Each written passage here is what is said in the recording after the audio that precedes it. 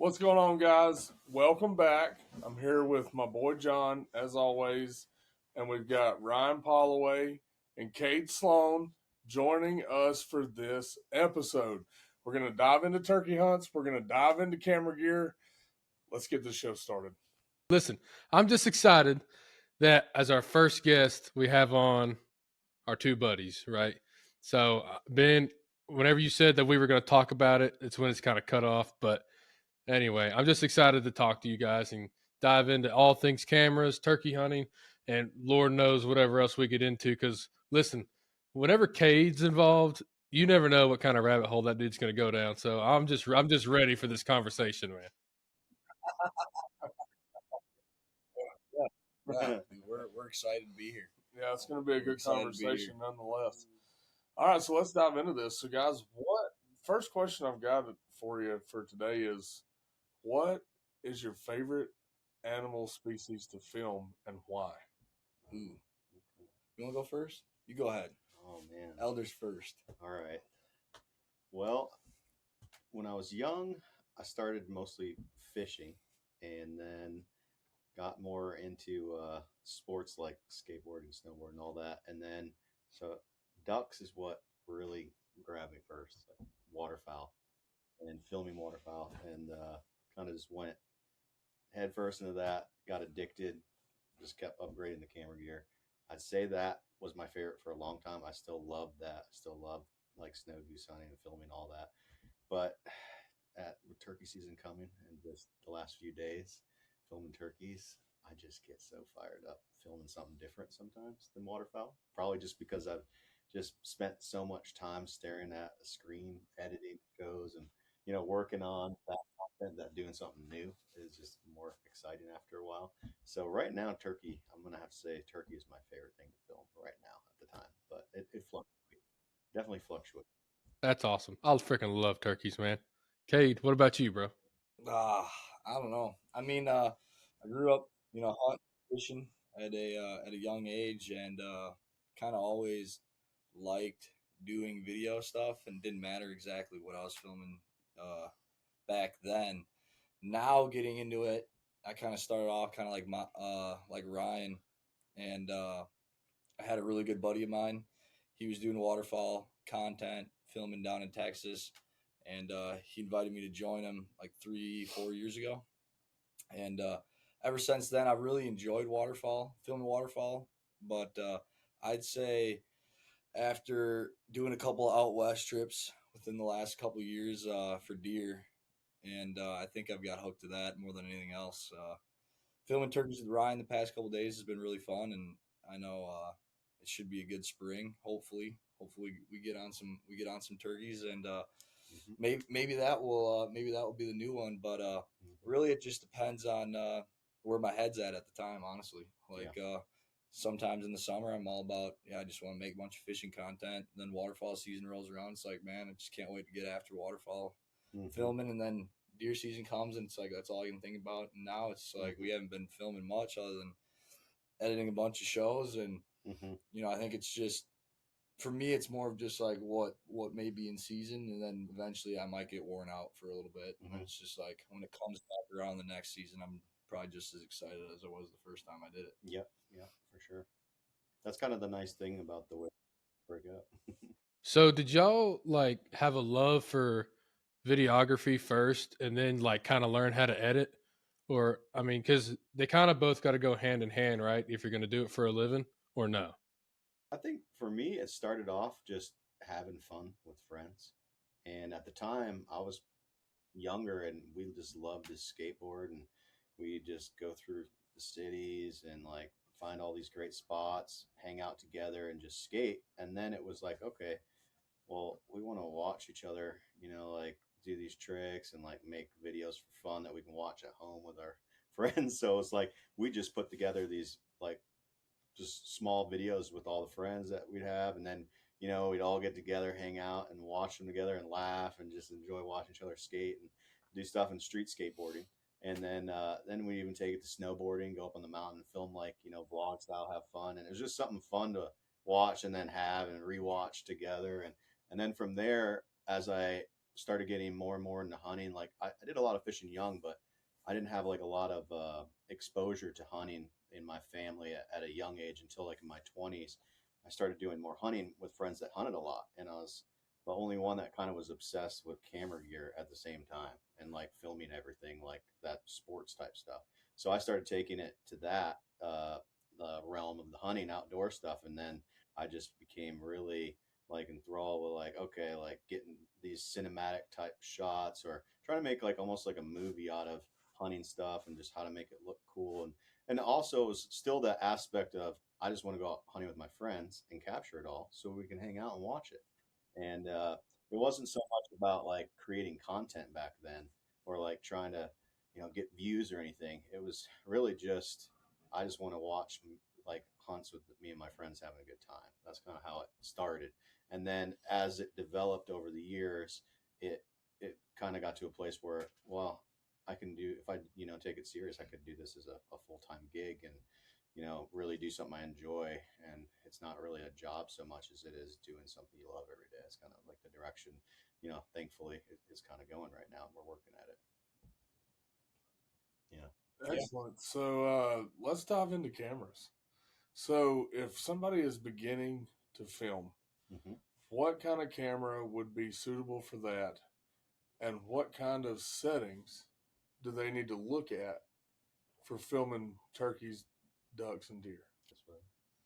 I mean, there's a lot of different routes you could take. It really depends on what people's budgets are. You got cameras we're shooting on. That's I'd say middle of the road. Then you got cinema cameras that are meant for making movies, and guys have been changing the game with those types of cameras recently, especially in the outdoor industry. And Mm-hmm. that's super high budget. You could be anywhere from $8,000 all the way up to 60K Mm-hmm. just for a camera. That's not even including your computer software, lenses, all the other odds and bells and whistles that you need all to do the this. accessories.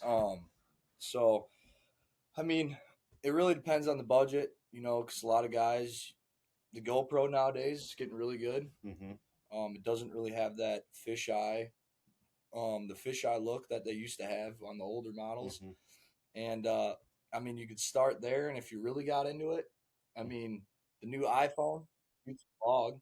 Yeah. And I mean, I've seen some guys on social media pumping out content with their iPhone that's just as good as the stuff I shoot on my Sony. It just depends on.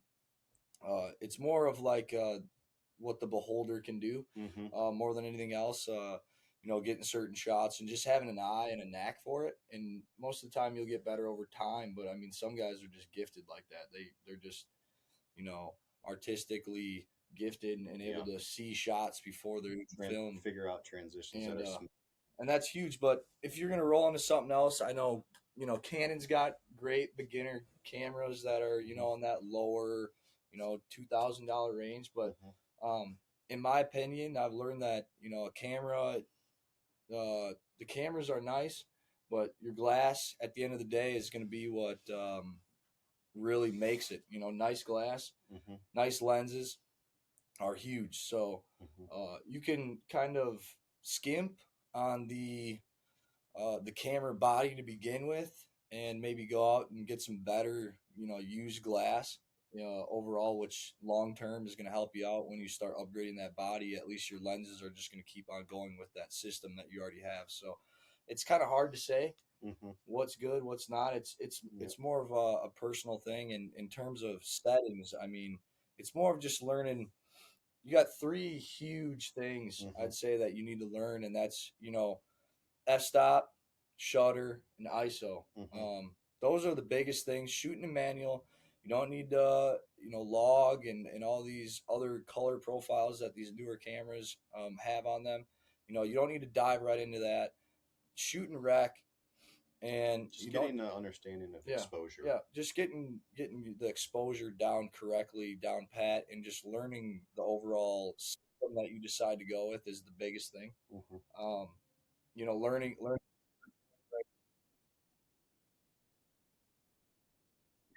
Yeah, exactly. It's just the overall composition of whatever you're trying to shoot, basically, is all it is. and exposing that right is going to obviously make your image look better or can make your image look worse. Um, so that's something huge. YouTube is the biggest friend.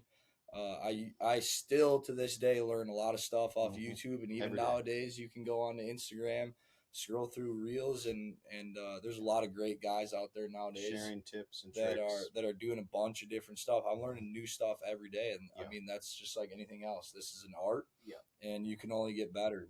If I'm not getting better, then probably should stop doing it. So That's the humbling thing about being enthralled and just really wanting to do better all the time with camera gear, and like editing and videoing and just videography in general and photography, is there's always somebody else I'm finding inspiring out there. And if it's not like my friends that are doing something cool, or my friends' friends, or somebody that I meet along the way, every time I go somewhere new and hunt with new people, you're constantly kind of meeting new people. And the more people I meet in this, you know, in this field, I guess if you want to call it, the more things we learn from each other. Like one might have stronger elements in the photography, one might have stronger elements in the editing, one might have stronger, understanding of the videography, and you all sit there and kind of brainstorm, talk about things, and teach each other and help each other, and you tweak things and you get better. And that's what I like about it so much. Every day I can sit down, maybe I'll sit down with Kade on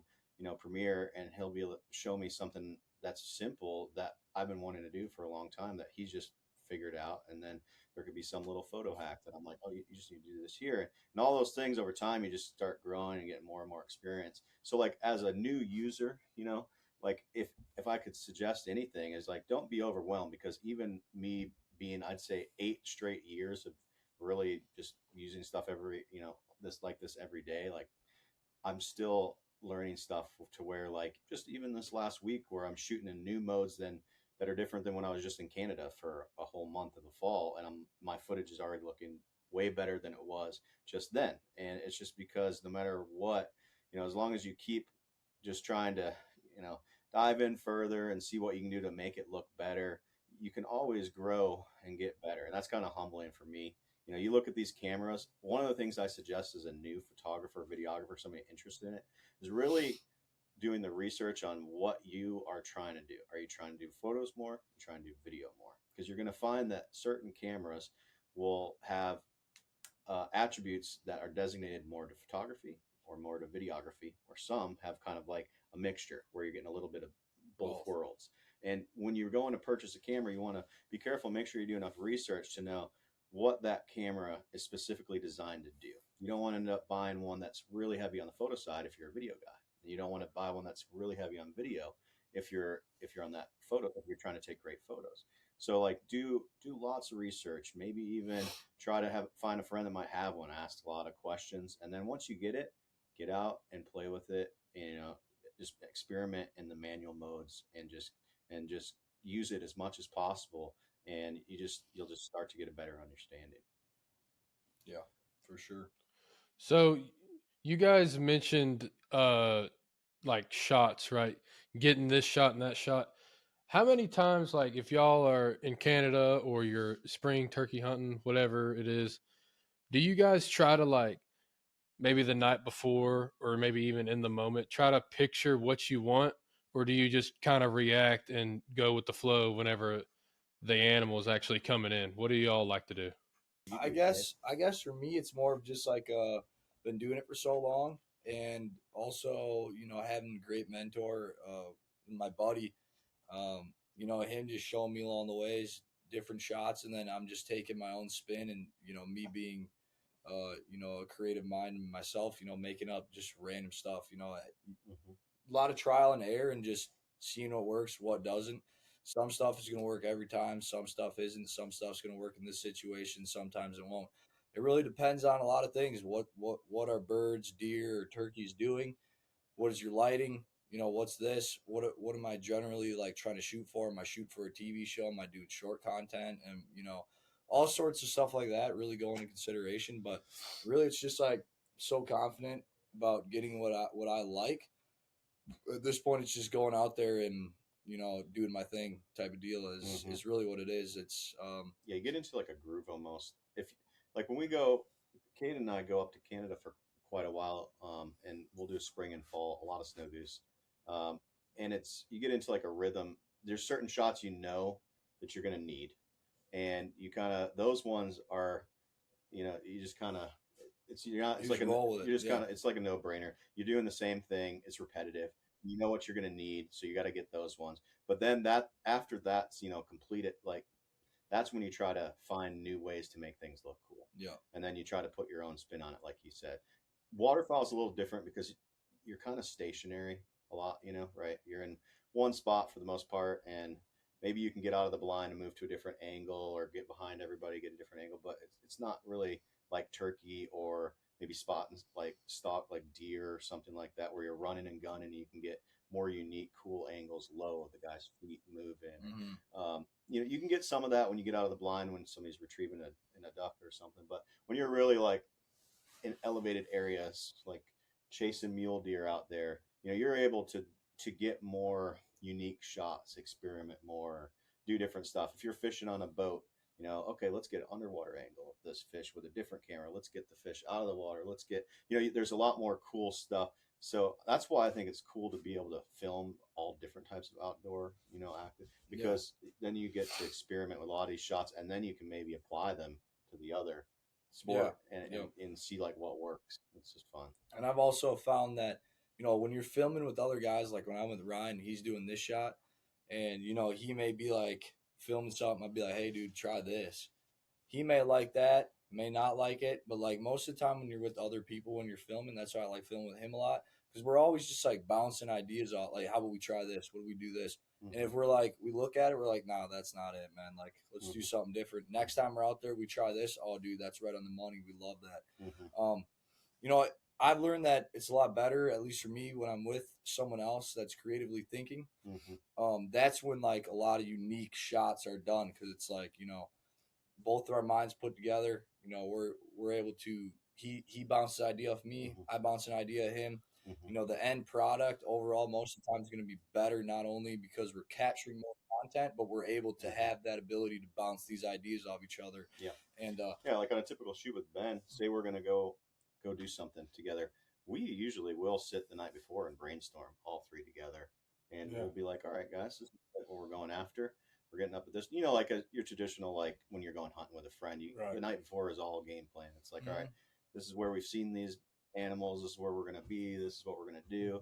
But when you're filming something, then there's all that on top of that. It's like, okay, how are we going to get three guys in there with all this camera gear? What kind of angles are we looking for? What kind of shots, are we looking to get? And that you kind of, and that's all part of like, we work like that, and everybody brainstorming together. That's where you come with some pretty cool. And it probably depends on what kind of story you're wanting to tell, right, Ben? Like you for Rooted Television have an idea of, not only what you want people to see, but you want people to feel something. You want to tell a story to somebody, whatever that is. I'm sure that certain shots and things go into whatever story you're trying to portray. Yeah, pretty much what I want with this is for people to feel like they're actually in the woods with us, enjoying the hunt with us through their TV. Yep. And another thing too that I would say is a valuable tip to know and understand is I appreciate these guys because they know all the stuff and they're constantly thinking of new things. And I'll say this to everybody out there, including the guys in front of the screens. If it wasn't for these guys, Rooted Television doesn't happen. I mean, it's the guys with the cameras that make this stuff happen. And actually, to be quite frank, their shot is more important than mine will ever be, because I can shoot all I want to, but if it's not clear, crispy, and on film, it doesn't matter, for what we're trying to do. I'm not saying that shot doesn't matter. If that's not what you want to do, that's fine. All I'm saying is it's really nice to have a group of guys that you can call up and say, hey, man, look, have this idea. What are your thoughts? And then it's just boom, boom, boom, boom, boom, boom, boom. You got everything planned out. All right, cool. Let's try to make it happen. Sometimes it doesn't happen. Yeah. Sometimes a turkey does something totally different than what you expect it to do. Yep. Exactly.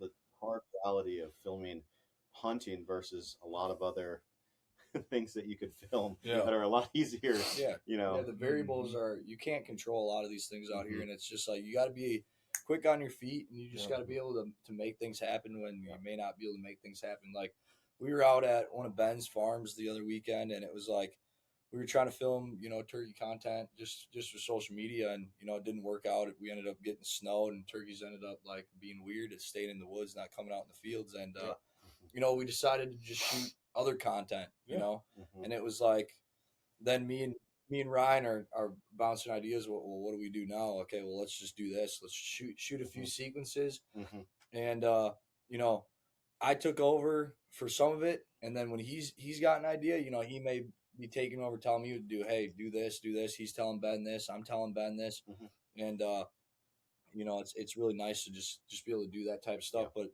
it's just being quick on your feet, and don't be afraid to try new things. Like you may go back and it may not work, but whatever okay, we'll not do that. Yeah, absolutely. And one thing that I know too is being able to know the settings on your camera and know them quickly, and even creating shortcuts on your camera makes your filming a lot easier when you're having to run and gun and switch things up really quickly. Yeah, no, exactly. Yeah, having the familiarity, spending a ton of time with your camera in the off season, I highly recommend. If you get a new camera, it's not seasoned yet, doesn't matter. Take that thing out, hang out with your kids, hang out with your family, hang out with your friends, film just whatever. Go to the park, just film anything. Then color grade it or practice color grading or mess with the audio, get your sound down or get familiar with it, all your buttons. Make sure that you feel like you get to a point when you've used your camera for a long time, you're looking at your subject, and after a while, when you've used it for a long time, you don't even really have to look what you're touching. You just know by hand, kind of like Braille. Like you just know what you're feeling. You're like, I know my subject. Okay, I know, my ISO's here. I know my f-stop. Okay, and then you're just glancing at the screen. You're looking up at the guy. You got to know, stand there. You're looking, and you're just seeing the colors change on the screen, and you don't even really need the numbers almost, and then you're just glancing at them real quick. Yeah, like okay, yeah, my light meter's right. I'm good to go. But that's where you want to get with the camera. You want to get so familiar that like you barely even need to look at the buttons, and you can just fly through. And once you're at that comfortable, like that's when you can go out into the field, and you're going to feel way more confident. You're not going to be rushing. You're not going to be shaking when the subjects or the birds or deer or turkeys. You're not going to be missing these shots that are so important because you've been kind of preparing for all that, and that definitely helps a lot. So, how much stuff can someone fix, post like in editing? Like, is it like, man, the color's just not right here, even though they maybe got the kill shot on film or whatever? Like, is there some stuff that's easily fixable and some stuff I'm sure that's like, dude, there's no fixing that, brother? Yeah, no, for sure. I'd say like in terms of color, at least when the style that Ryan and I shoot in, which we shoot on Sony's, so we have S-Log3. Canon is like Canon log, C-Log, and basically all that is it's a flat profile. You have no color. It looks gray when you put it into Premiere or any other editing software, and all you're doing is you're bringing that color back manually, and you're able to manipulate a lot of things. Like I can make greens blues, I can make blues reds, I can do all this different stuff to a certain extent. Obviously you can push it way past a certain limit, and then it's going to look obviously really messed up. Lighting is huge. You can't prepare something that's one of the things, and I'm going to let you kind of like extrapolate on this, but like one of the things, if you're new, like when you're taking a photo, right, you can take photos darker and you can bring them up. When you're taking video, you take them typically a little bit lighter and bring them down. So it's like the reverse, right? So remember that when you're taking a photo, you can take a darker photo and you can bring it up. But when you're taking video, it's the complete opposite. So when we shoot, as he's explaining, in this raw format where the saturation, the color is totally gone, the sharpness is down, it's just this flat profile. It almost looks kind of blown out because you're shooting at a kind of a higher light and there's no color. And then when you put that into a program, you're able to manually bring all the color back in the places that you want it and bring that light back down. And you can control, basically there's way more information than if you were to shoot it in rec, which is just kind of like what you're seeing visually with your eyes. just kind of standard. Yeah. You could explain that Yeah, probably better. yeah. than me. Rec is basically what Rec 709 is basically your standard profile that eventually everything is eventually turned into, whether your movies, this or that. But that already has color baked into your image, so you're not able to do a lot of manipulation. You can do, a little bit here. It's just like if you're shooting JPEG to RAW, Mhm. you can only do a little bit to the JPEG file because it's probably smaller, and Not you have a enough lot of info. information baked already into it Yeah. through the camera. Mhm. When in a RAW file, it looks blah, like there's nothing there, and you're able to do a lot of manipulation without actually extorting your image or your Mhm. video.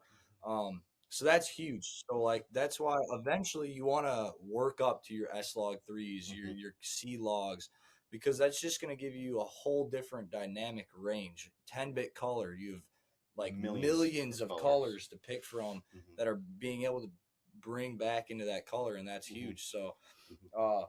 yeah, and you can really mess that up if you can be way too overexposed. It really depends on your image. If I'm Yeah. shooting a turkey on the ground and maybe it's got sky in the back, and the sky is way too overexposed, I don't care And about by that. overexposed, you mean super bright.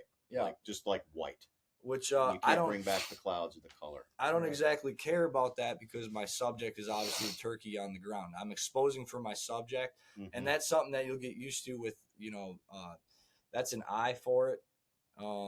Some guys they like the Sonys have a lot already built in the camera that you can throw on there for Mhm. S-Log 3, and it gives you a base of what it's going to look like when you basically bring it back to Rec 709 Mhm. in Premiere or in Final Cut. Yep. And so that gives me that gives us a base, and I'm basically just manipulating it on my camera with my settings, f-stop, ISO, shutter speed, to get something that I know. Okay, well, I want it to be in somewhere in this range. I don't really care about the highlights clipped out because I'm not. That's not what I'm worrying about right now. So, if you maybe get way too high and the whole thing is completely blown out, super bright, Mhm. then you're not going to be able to bring that information back. Like it's just gone. It's going to be just super white and faded, and you're not going to have color in it. It's just going to look really weird. And it's the same thing if you go too dark. You're not going to be able to bring a lot of that information back. Your colors are going to be gone. The blacks are going to have grain in them, and it's going to look. It's just going to look bad. Exposure is one of those things that you need to spend the most time understanding, really, because it's setting your shutter is very basic. You're kind of always doubling whatever your format that you've chosen. Say you're shooting in like a 4K 24. You're going to set your shutter to a minimum of 50. If you're shooting in a 4K 30, you're shooting a minimum 60. It's always doubled. Say you're filming 120 frames per second. You're going to put that shutter up to 250 minimum for a standard shot. And then that's when you're going to notice, okay, now I've got that set. Now my f-stop has a little bit more clarity, not necessarily at that base, like the best 1.2 or the 1.4 came in. I crank that up to around a 5 or maybe even an 8, starting to get it darker, bringing my ISO up, level it all out. It's your sharpest image. You don't always want to run a lens right at your lowest f-stop, because sometimes what you're going to end up there is you're not going to have, there's like, you kind of have to do the research with your camera body and your lens, because sometimes you're going to have these little points in there where you're going to find a little bit better quality that's not at the lowest f-stop. Yep. And once you start getting that, then you start really getting some nice stuff.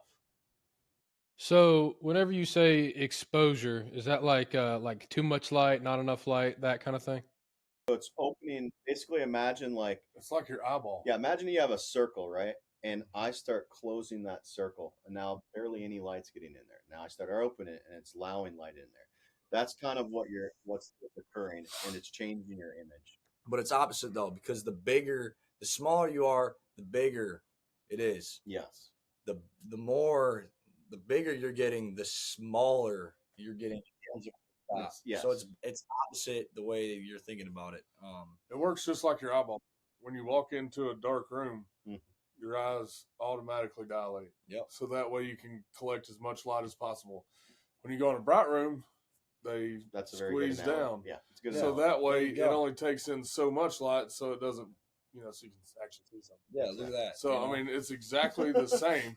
as I always as have your such a eyes. hard time explaining these It's hard to things. explain. I Like, can Yeah. use them, and I often am embarrassed when people ask me what they actually do, and I'm like, Mhm. listen, Yeah. I'm not a camera scientist, but I can show you what to do with them. Now, Yeah, I can yeah. show you where you want it to be. Yeah. So now on a zoom lens, telephoto lens, when you're going from, let's say, 150 to 600, Mm-hmm, that f-stop is not going to be mm-hmm, 5.6 mm-hmm, the whole at way through. 600. mm-hmm. Yeah. It's going to change as you extend that lens. And that's Depends on your lens. depends Some on lenses are some different. yeah, and what you see typically there is darkening of the Mhm. image as you Zoom in. as Yeah. you zoom in, and that's when so as you would zoom in and that f-stop increases, then the image starts to darken.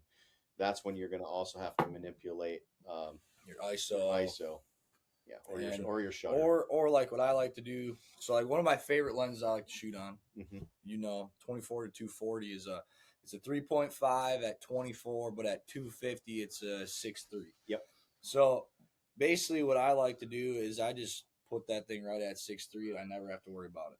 You Yeah, know so what I he's mean? setting his exposures to the highest so that if he zooms in all the way and zooms back out, he's already At set 6.3. where it needs to be so that if he zoomed in all the way, he didn't have to change it if he's filming. So, because like imagine you were watching somebody's video and then they zoom in on the subject and now you see him changing the light in the middle of a clip. You'd be like, oh, that kind of looks weird. Like not real professional. But if I zoom in on a subject and I've already got it set right, I won't have to really play with anything. That clip's just going to look nice and clean. I'm zooming in, everything. You're not seeing light change really. Mm-hmm. That's kind of where and that's huge. That's a very good hack.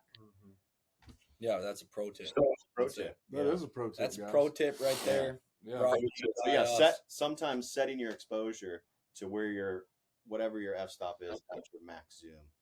That's where So I got another lens question. All right. So like, basic redneck me, like just goes and gets a camcorder. That way I can zoom wherever. Have you guys ever been in a situation where like you didn't have a lens that reached far enough, or you had a lens that reached too far and not close enough? Or like how does that work? It happens all the time. As a great example is like today. Yeah, this You morning. know, Yeah. when you're out there filming these turkeys, when you're not hunting them, can be super boring because you're just sitting there waiting for the turkeys. Hopefully, the toms to come into your decoys, and when you watch them fly off the roost when you're there late, and you can see them fly down in the field, and they just strut around on the other side of the field, and you're just sitting there, and now you're pinched, and now you don't want to go. You go where you don't want to go, and they just chill there, and then you decide.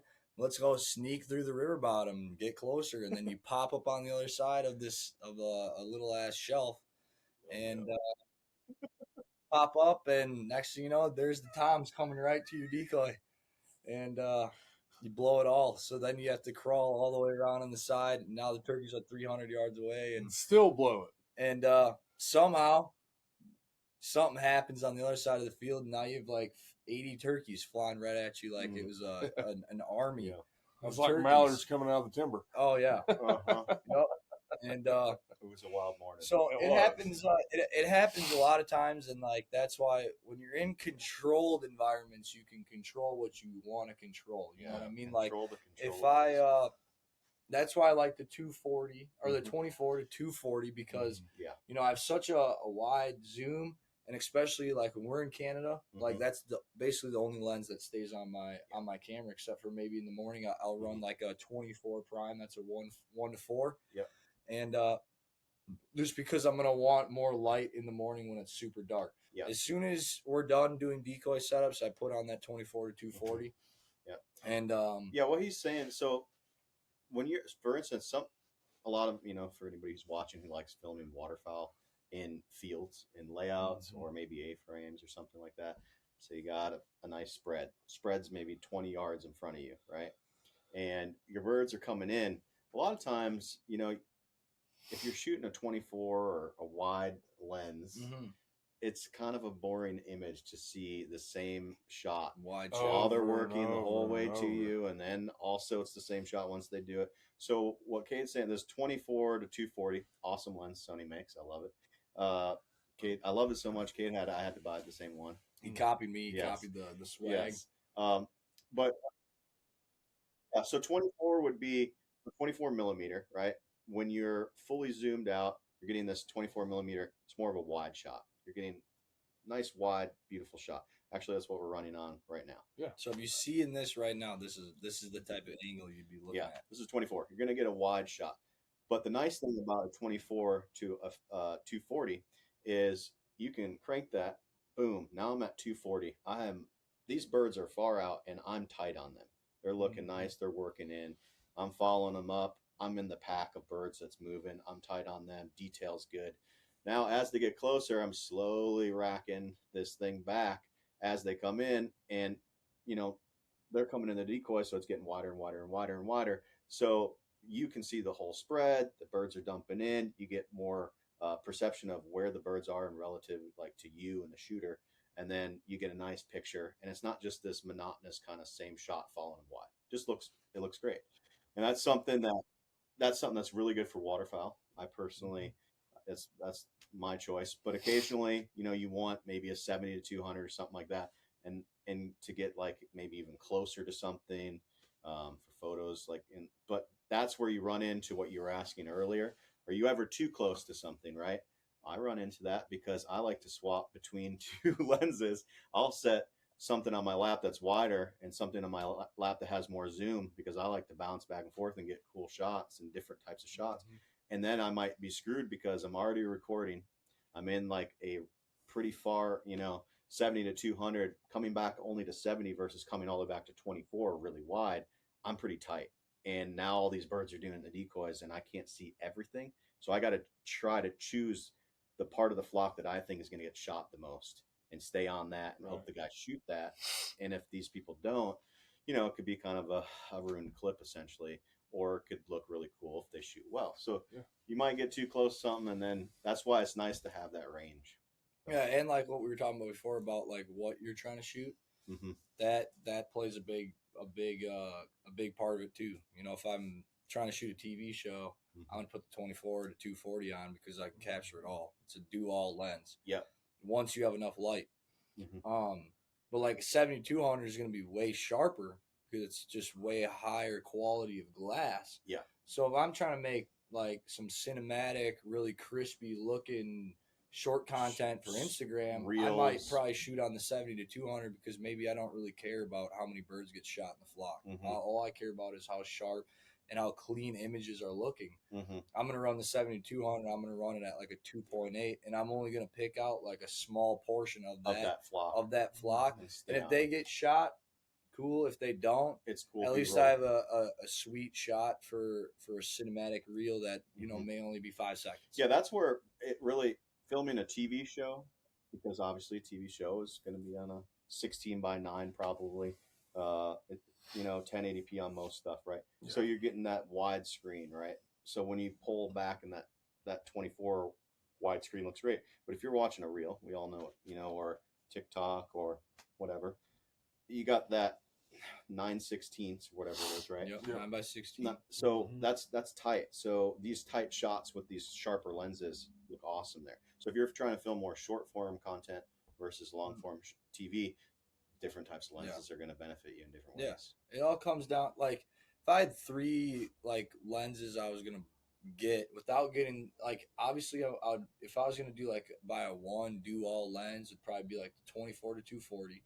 But if I was going to have like 3 really nice lenses where I can shoot a lot of different stuff. Personally, I like a 15 to 35 2.8. Very cool. Because then you can get like super wide shots, even wider than a 24. That is just ridiculous, almost fisheye looking, where I could be like right here in Ryan's face, and it still can get almost all the way down to like his belly button, And then I'd go somewhere with like a 24 to 70 2.8 because it's just quality glass, and then I'd do like a 70 to 200 2.8, and maybe I'd run, depending on what you like. Like I like to mess around with the 90 mil macro.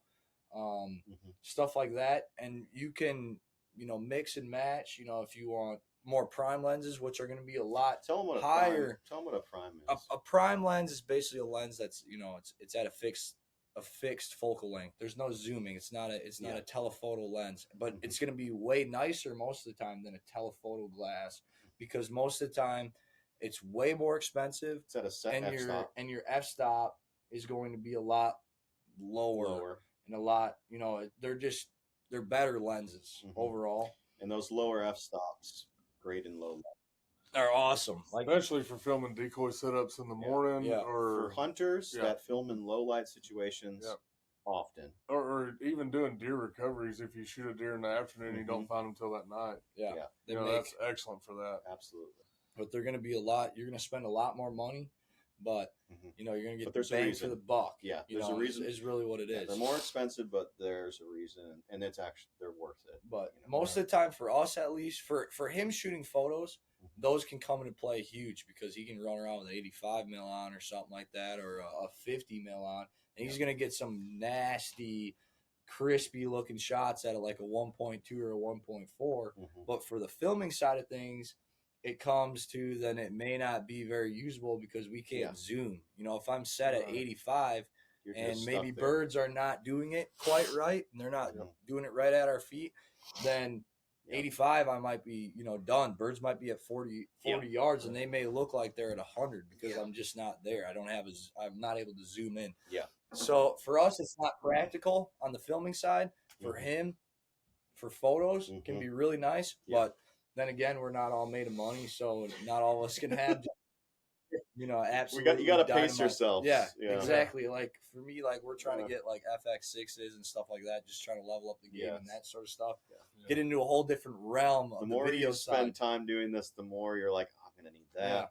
I'm gonna need that. I'd like this, I'd like that. So you pace yourself and get the things that can get you by, and then work your way up. Hone your skill, hone your craft, and learn it. You can do a lot. Upgrade. I mean, you'd be surprised. Like I'm using an A7 III, and me and Kade have been tweaking this thing for a while, making it look dialed in, really good.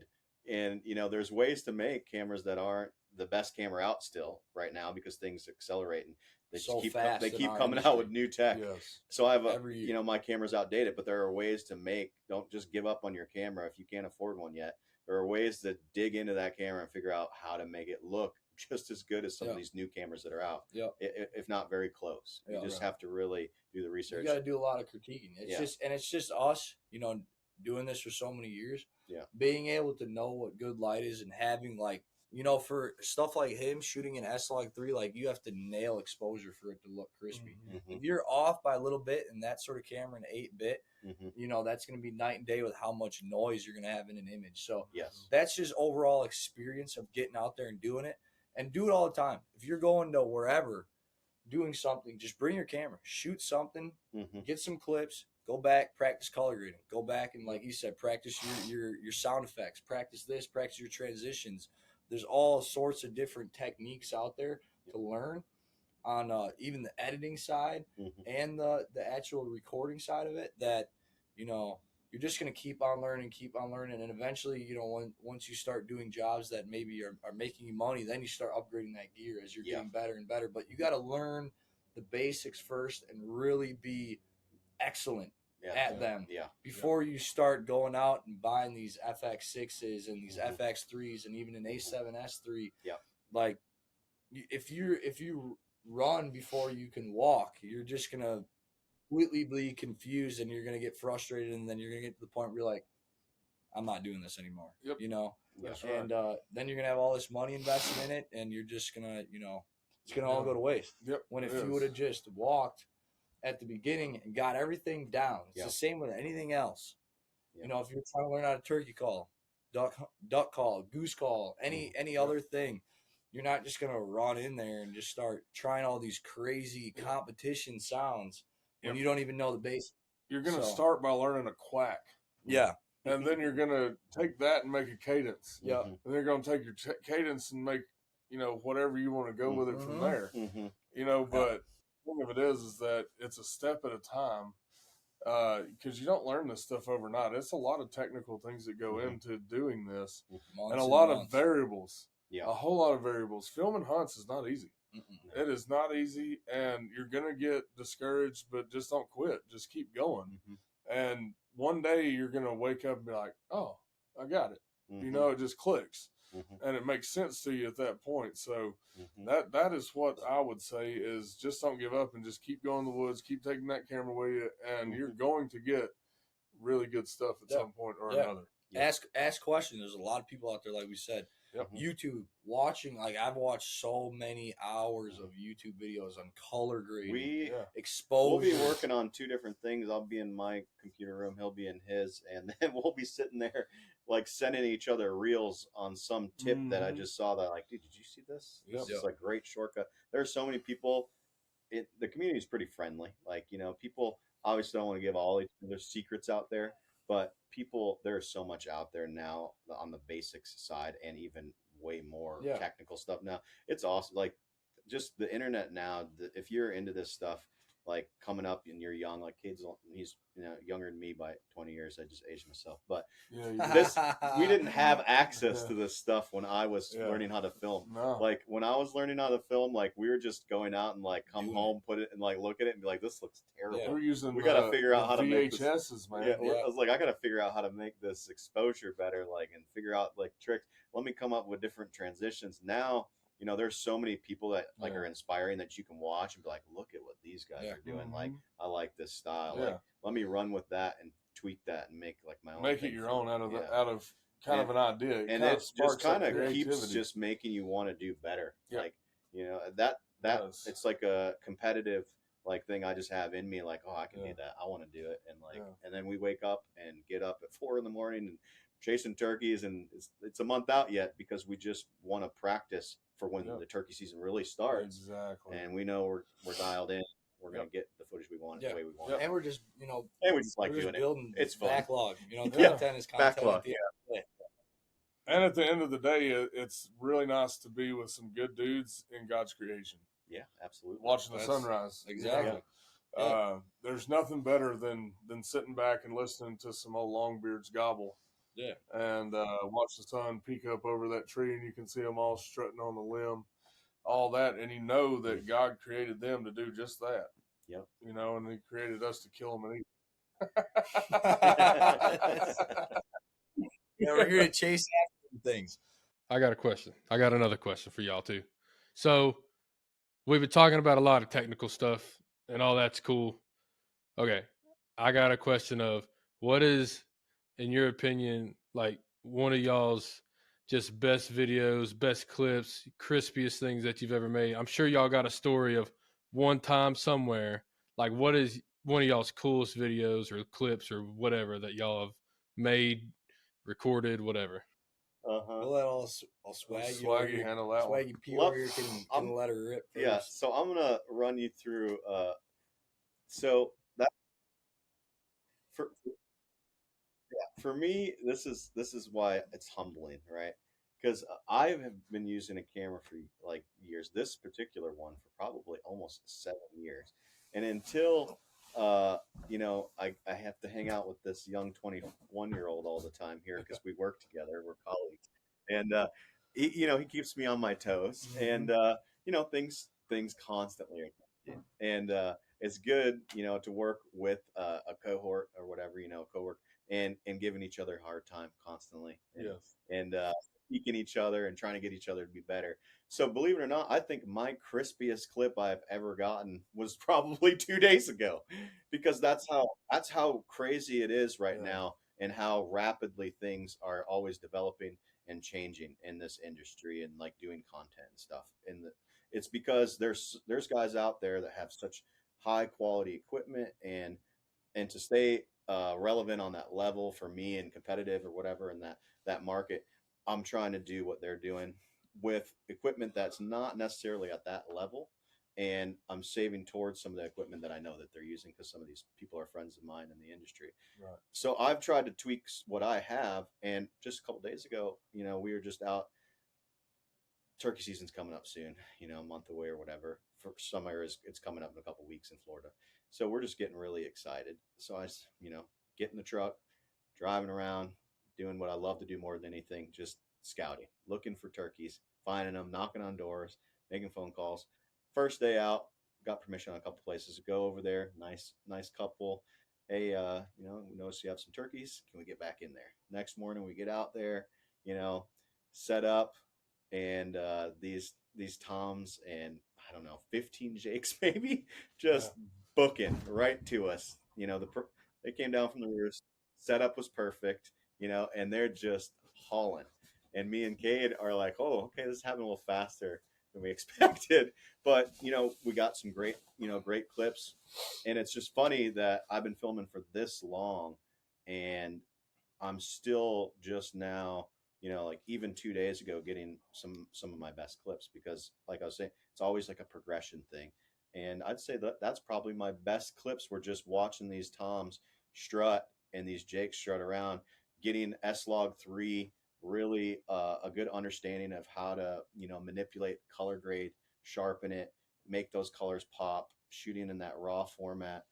So just maybe 2 days ago, my best looking clip might not be the coolest thing I ever filmed. I mean, I filmed some amazing snow goose hunts and really cool waterfowl hunts.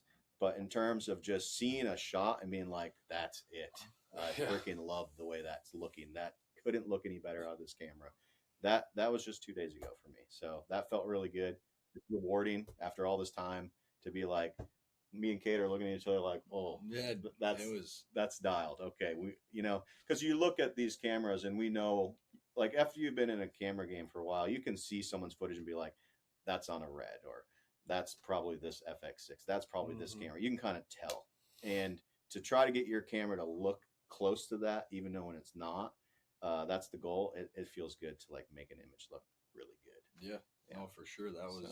I was telling them about our turkey story. And we were late too. That was the crazy part. We were late that morning. We showed up and it was already light, and it was like, well, this is what we got. We're gonna just sit here. And that seems to be a theme with y'all here lately, being late. Yeah, we need to get stuff together. In a row. Yeah, we need 2 mornings in a row. Up late twice. Except today. Yeah. We didn't exactly get what we wanted, but we had a good time, so that's all that mattered. Yeah, I did get to see 2 bearded hens that had massive beards on some them. ropes on them. Yeah, some ropes. Yeah. The one had a beard. I would say the one had a beard like this. Yeah. I mean, it was a good. It was longer than the beards of the toms that we filmed the other day. So that was it was good. What about you, Kate? What's your favorite clip that you ever? Favorite clip? Yeah, just or like the clip. favorite memory. Not in behind terms of the quality, clip. but like in terms of like your favorite clip. I've had. So like this year we did, me and my buddies from back home, I live in Wisconsin, we did a out west bow hunting trip for the mule deer out in Montana. And I'd been out there 2 years in a row before that, gun hunting them, never bow hunting them. So we went out in September. I scouted for a week in August. Mm-hmm. And we ran into some good times out there, and some funny clips, some heartbreaking clips, and some pretty dang good clips too out there, chasing after these muleys out there in the plains.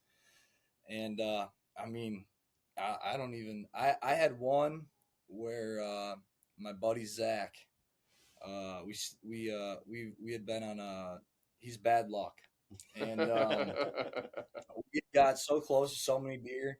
And he'd flung a couple arrows and was not able to make it happen. And the last day he was there, we show up, we walk 2 miles into a public spot, and right away over the first coulee, good shooter buck that we'd been chasing that had already had a couple arrows launched at him, and he's elusive. He was just one that wasn't meant to die this year, and sneak in there, watch him. Here he comes. He's coming our way. Has no idea we're there. We're sitting on top of this bluff. He's working his way up. He's at like 40 yards, goes behind this brush. And the way he was working, it's like, oh, he's going to come out right here, 25 yards. Nope. Turns back around, starts walking the other way. I'm like, I'm thinking he's not going to let one fly. I'm filming it anyways because it's cool. And deer gets out 85 yards. Stops on his own. And, we practice shots like that. I mean, my buddy's very comfortable at that range, and he let one fly, and I've never seen a muley uh, duck as low as he did at 85 yards, and that arrow just goes right over his back, like exactly would have been perfect. Just slips over his back, and that's one I look at a lot. I had another one out there where I wasn't filming; I was the one hunting. My buddy Zach did a great job. Somehow filming. I don't know how exactly he did it. It's maybe just because he's hung out with me so many times, but he somehow got this shot. We had crept up on this buck out in some really steep country where if you slipped, it wasn't going to be a fun time at the end of the fall. And we got close to this buck, bedded up, stands up. He goes, kill him, rushes me. I shoot like 4 feet over his back, man. Like, and just the reaction of looking back on those clips, it's like, man, that was a good time. And sometimes for me, like, I don't exactly care about kill shots or anything like that, but at least when I had these videos, for me at least, especially with buddies, it's more of just like I have these for memories. I had the pictures for memories, and the video is just even more cherry on top. They're Be fun to able to watch. exactly, go back and remember exactly what happened. We in that watched time. them all at the camp during last weekend, and it was fun to watch. It was fun. Some of Cade's highs and lows of that trip. It's just good going out there doing what, like, I love doing what I do, and that's that's what keeps me hungry and just keeps on wanting to get better every single day at whether it's editing or filming. So yeah. And I really like how you kind of highlighted some of the misses because it's, I feel like sometimes in the hunting community, like just hunters themselves get so caught up and, seeing everybody on Instagram kill a big muley or a big whitetail or a bunch of birds or, 6-man limit of mallards or whatever it is. It's like, sometimes we kind of forget to just sit back and enjoy, laugh at yourself a little bit, just go have fun with some dudes or gals, whoever. Exactly, and that's what really, exactly. I don't know. I can't speak for Swaggy, but at least for me, that's what really made me enjoy filming a lot. Yeah, is just you see, especially like where we go in Canada, filming with outfitters, you see wads of snow geese, like 5,000 at a time come in, and you see a lot of misses, and it's just like, wow, like I don't know how you can exactly miss that many birds at 20 yards, but it happens all the time, more than you think. But it's just like, even though that happened, it's still a good clip, decoying birds, and it's just something to laugh at. It's just like, wow, like that would have been really sick, but they missed all of them, and maybe they shot one out of 9 guys. It's like 27 shots going off, and one bird dies. Well, I mean, the thing is, if you hunt long enough, you're gonna miss. Yeah, exactly. I mean, you're gonna miss, and you're gonna miss. Some more. To be honest with you, people have a hard time. I don't know. It's just sometimes the big flocks like mesmerize people. Yeah. And then they stop aiming. Flock shooting. Yeah, they're flock shooting. Yep. And you get the smaller group, 6, 7, and they take them all. Yeah.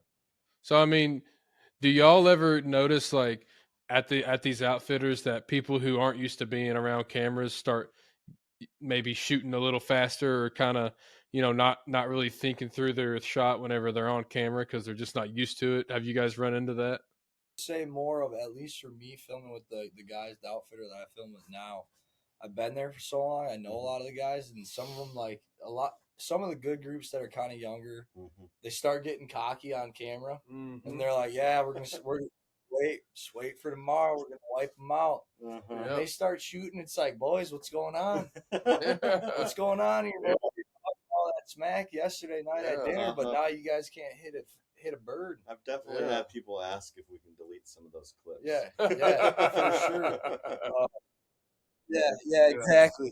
I can't. No, we'll see that one somewhere. Yeah. So, but for at least for me, that's where I see it. But a lot of the times you get guys that just get real timid. Like a lot of guys, they're all talkative. You shove that camera in a lot of people's faces, and they go like, silent. It's like they look like a ghost. Like That's It why scares them to we death. try, and sometimes it's best to just try to get those candid moments. Don't let them see you filming. Try to Mhm. find a place where people don't even Yeah. know that you're filming, so they act naturally, Mhm. because it can change behavior. Yeah, I mean, it's just being yourself and not being like.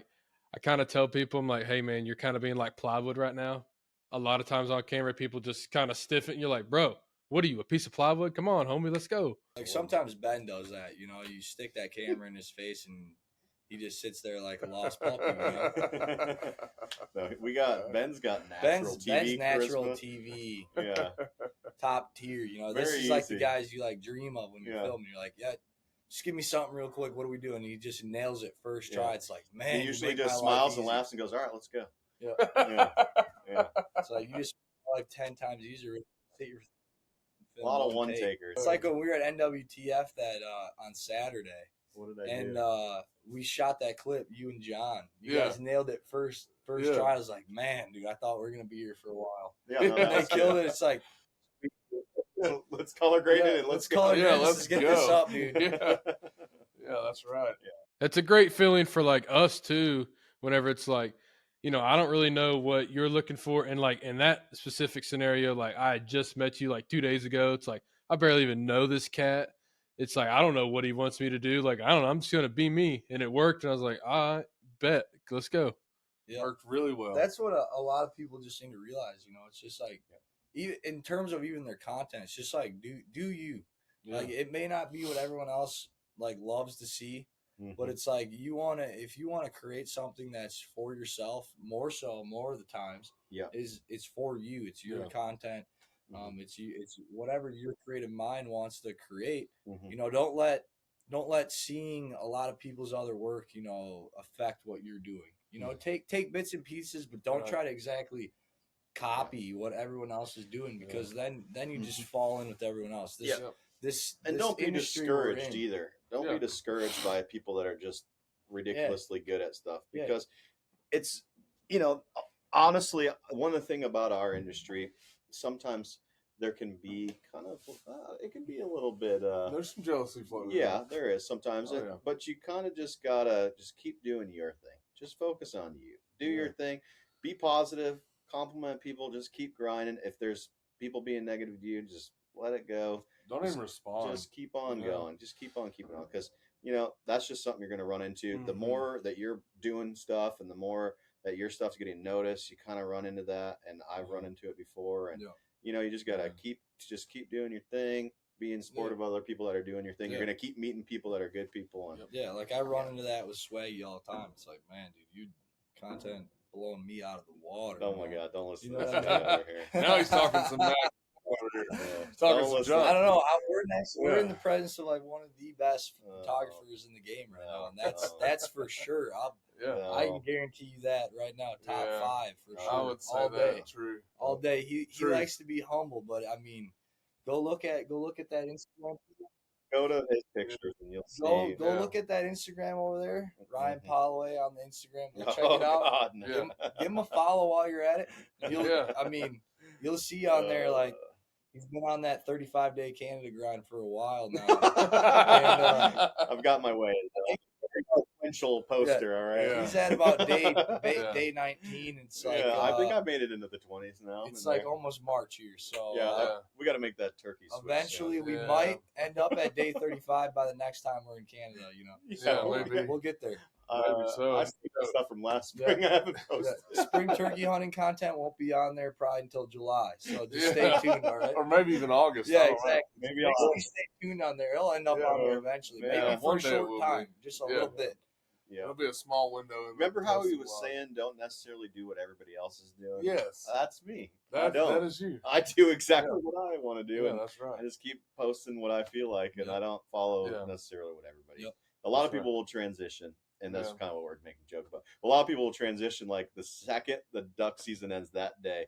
The very next day, they're like, turkeys. Season, baby. Like, man, I'm thinking about them turkeys, and I'm like, Yeah. yeah, we all are. Yeah, we've been thinking about that. Yeah. We've been. season. I've been already Yeah. out there filming them like an idiot Yeah. in the snow. Yeah, in the snow. Yeah. One thing I will say, when you're in front of the camera, Mm. whoever's behind it, Mhm.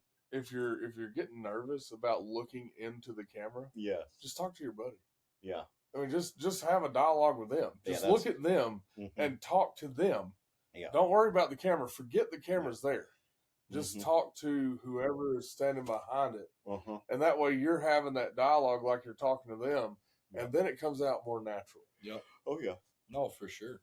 That's because that lens has a way of scaring people. Yeah. Stage fright. Some people don't like to see the reflection of themselves in that lens. You know, it scares them off. So.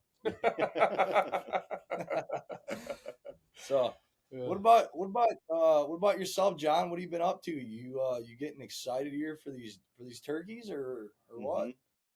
Oh, dude, listen, man. There's a few things I truly love in this world, and turkey hunting's it's up there, buddy. I mean, it's like God, my wife, and turkey hunting, and sometimes that can change. Okay, I'm not gonna lie about it, but I freaking love turkey hunting, dude. I love it, man. I mean, I go out there and I just try to have a ball, and I learn so much, man. My favorite thing about turkey hunting is just the interaction. I don't know how much y'all know about me, but I mean, I've competition called. I've I've just been turkey hunting since I got into hunting. I just love it, man, and it's just so much fun. I love introducing people into turkey hunting, as Ben knows, and I've told this story kind of before on here a little bit, but I've got my father-in-law, poor little Richie. I've got him into turkey hunting this year. I'm taking his brother, my wife's uncle. I'm taking him out for the first time. I got my brother on his first long beard last year. Like, I just love it, dude. I love introducing people into it, and it's just so much fun. So yeah, I am ready. I'm I'm so freaking just ready to rip. And now I'm getting into trapping. So you asked me what I've been up to. Uh, yeah, dude. I've dude, it is so much fun. I didn't realize how much fun. Literally today, I got 2 raccoons. I think I just got another one while we're filming this. My wise eye's blowing up. I'm pretty sure it's a raccoon in a trap. So I just love it, man, because that stuff saves turkeys. And you know, it's just simple as this. If I can do something to create more turkeys, which then creates me able to shoot more turkeys in the face, I'm in. You convince me. I don't need to do anything else. Let's roll, dude. I'm all the way in. So yeah, man, I'm so ready, and I'm really pumped to hunt with y'all. I know we've got some exciting stuff lined up, dude. I'm ready to grip it and rip it, baby. No, it should be a good spring. I'm excited. I haven't really been into the turkeys. All right, so we're getting there. As people that are terrible at calling, I've killed a lot of turkeys, but I'm not a good caller. Oh yeah, no. Listen, you do not need to be a competition caller. I mean, there's a whole episode right there that we could do about calls. Yeah, we can dive off into the competition callers and. Well, I've wanted to say I look stuff. forward to being somebody that can actually, call, rip on that mouth call because very we've been good. out there. Boy, right here, he's been hitting We've that been mouth call. we've been studying. And I don't have any idea. We're watching videos midnight. How to gobble all on a night mouth long, call. every night after done editing. Yeah. We're on the learning the turkey. How to purr on a mouth call. How to bubble cluck on a mouth call. I can show y'all. He can teach you. That would be great. You know, the biggest thing that we've really been looking at is more of like, what calls is everyone running? There's figuring like out a million of them which things mouth out call styles are the best. Yeah, which one fits you the best? Yeah. Blah blah blah blah blah. Like, all that stuff's nonsense, dude. People talk about, oh man, this tape, that tape, this latex, brother. Listen, dude. If I don't care what kind of thickness tape, some people just can't blow a call, man. And I don't care, dude. Like, you got to just, first things first, bro. If you can't yelp on a mouth call, like, quit talking about, oh, I use this grade and it's this wide. Bro, you can't even yelp, homie. What are you even talking about? Like, first things first, you got to be able to do the basics and then get into all that other stuff. Like there's some people who can do that, and it's just like the cameras that we were talking about. Like, hey, listen, don't care if it's a if it's a whatever you were talking, I don't know, you were talking Spanish to me, but if it's a blah blah blah camera, it's like, hey dude, if you don't even know what ISO is, pump the brakes, okay? Like same concept here. It's like, listen, so for y'all, like what I would do is just start with a pot call, preferably like ceramic or slate, something easy. Like you need to know what a Yelp sounds like before you can recreate it with a mouth call. They're not really that bad, John. They're just yanking your chain. Yeah. This dude right here is actually pretty good on a mouth call. Dude, but that's the thing. Like, I don't know. Am I good? Am I not? It's not the worst mouth call I've ever heard. None of the birds ran away, so that's a good sign. So, like, the thing you got to remember is every hen sounds different. I've heard hens that sound like they've been smoking for 8 years. Yeah, that's true. I mean, there's no true. Oh well, this is the exact pitch it has to be to kill a turkey. That's not a thing. Yeah. I mean, to kill one. I mean, I don't think it is. No. We noticed that this morning. Some of those hens sounded raspy. Then all of a sudden, you get one of those ones that is just high pitches all get out. Yeah. I was gonna say, and that could be an age difference. But it sounds like it's got like a squeaker toy in its mouth, dude. It was so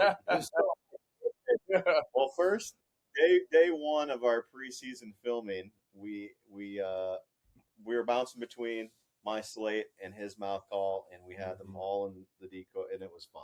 Yeah. So that was a good start. I think less is more sometimes for people like me. I don't do a ton of calling. I've killed a lot of turkeys because I just do what I need to get their attention, and I try to put myself in the right place, and I try to pattern the birds so that I don't really have to do a lot. Yeah. And that's how I've been successful because I know I'm not. I've never been really great on any instruments growing up as a kid. Getting into the calling with duck call, I don't call real heavy on a duck call or a goose call either. Just do what I need to do to get their attention. Just because I know I'm not that great, and that's how I've been good. But I definitely would love some tips. I'd like to get into the mouth we definitely call. need to get into that. I'd like to get maybe we do another episode and we dive into how a mouth call should sound. That'd be fun. Then we can run through it together and just have a full teach episode. Yeah. So then when he's over there sounding like Bo Brooks over there, and then we're sounding like some. We're gonna sound like some old hags over here. Letting it rip. Because I like what he's. Bro, I am no Bo Brooks. So I'll tell you that right now. That is not me. But he's that dude, that brother. He's on another level, man. Man, dude, what if we sounded like this? You win a competition. Yeah, but like the communication side of things, that's how I've always been. Like, I haven't really been into the turkey hunter. I just like calling animals, duck calling, goose calling. I want to be like the best I possibly can be because it's like I love communicating with them, with them animals out there, and if I can sound as real as I possibly can be, that's just that much more fun.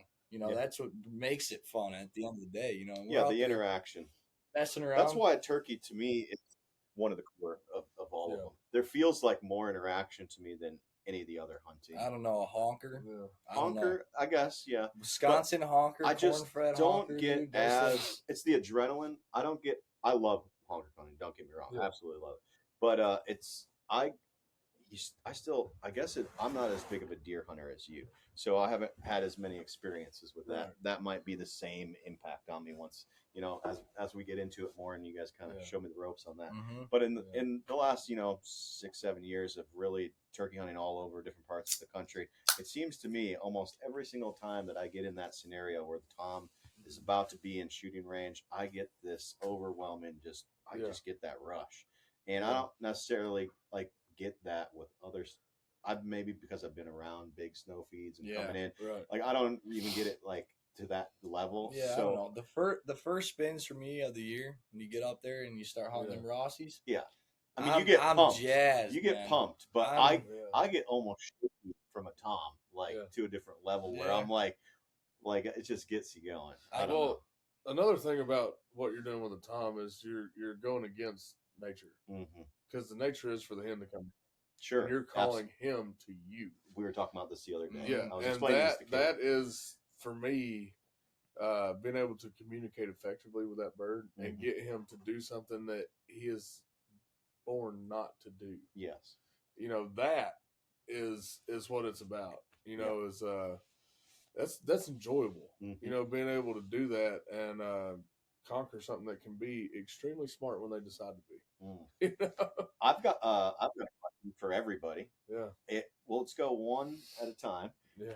If you could go to one state and hunt turkey, which state would you go to? John, why don't you start, and then we'll go in a circle of where you'd like to kill a turkey most. Ooh, okay. So I'm trying to complete the slam, so I want to go to South Florida and then somewhere out west that has a Merriam. But of places I have been and I have experienced, I would say I want to go back to Texas because those turkeys. So Easterns, where I'm from, they seem to be a little smarter, a little more pressured, opposed to these Texas Rios. At least the ones that Ben and I encountered.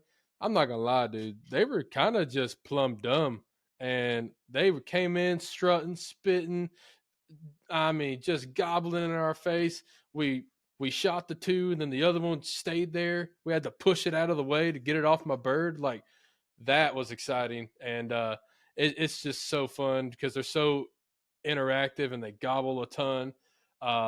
So I would say places I've been, I want to go back to Texas, but as places I haven't been or haven't shot a bird yet, I definitely want to get an Osceola and get a Merriam, and then of course I want to go get an Oscillated and a Gould's and all that jazz one day. But so that's my answer.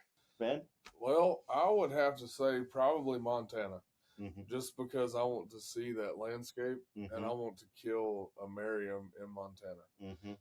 Now, don't get me wrong, I want to kill the Osceola turkey too, but I don't know, something about killing a bird in snow-capped mountains that seems as one pretty nostalgic. That's where I shot many turkey. It's hard to beat. Yeah, I can imagine. I mean, one day you may wake up and there's 6 foot of snow on the ground, Yeah. I mean, next day it's still 6 foot of snow on the ground. Yeah. Trying to track these birds down, and I guess you just hunt the creek systems. We just might get out there this year. We'll see. Yeah, maybe. I got some spots We'll for us. Y'all stay tuned. Oh, yeah. We're gonna have to stay tuned. You never know what where could the happen. Rooted Boys are gonna You end never up. know. Swaggy P might take us on a little adventure back to the roots. I'm in. Whatever it is, I'm in. Let's go. Yeah, let's get it. That's right. What about you, Kade? Where do you want to go? Like I said, I'm not really a turkey guy. Yeah.